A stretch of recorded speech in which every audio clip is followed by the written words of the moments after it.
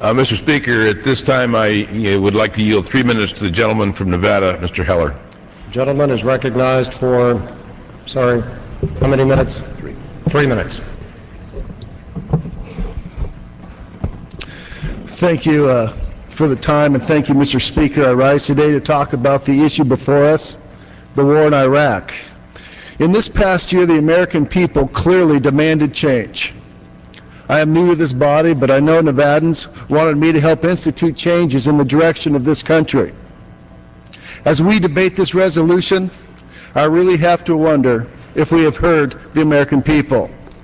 This resolution brought forth by the majority says two conflicting things. We are opposed to the war in Iraq, but we are for staying the course. These two positions are irreconcilable.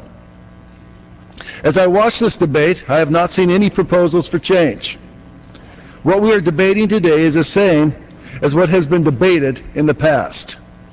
We stand here in this body controlled by a new majority who campaigned on instituting change, claimed to be the party of change, and has control of the gavel in both houses of Congress. Instead of offering a path to victory, they're playing politics. My question is, what does this vote actually accomplish? Does it implement new ideas to win the war in Iraq? Will our country be safer because of this resolution? Does it enable our troops to fight more effectively by giving them the supplies that they need? The answer to these questions is a simple no. As a newly elected member, I came here to find solution to our country's problems.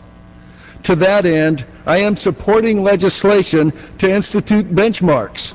I am supporting legislation that will make our troops and their needs fully funded. I support diplomacy and making the Iraqi government more accountable. The message that I want to send to our troop is, I am with you, and you can count on me, because really, we are counting on them. Mr. Speaker, why can't we be for something today, an actual alternative, instead of debating a non-binding resolution that tells our soldiers we don't support your mission?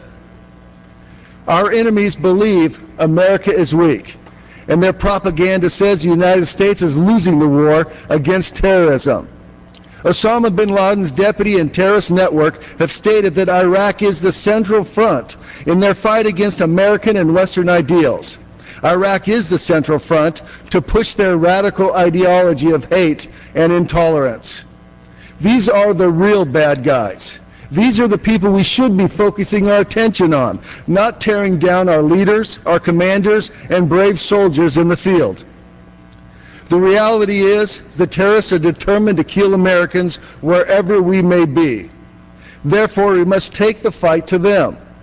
The fact is, this resolution only strengthens our enemies and does nothing to solve or address any of the national security issues facing our country.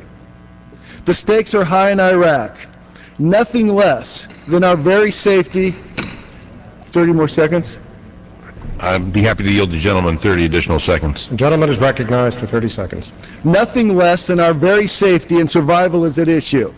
Nothing less than the lives of the courageous members of our armed services are on the line. It's critical that we have a real debate on the issues and address these points.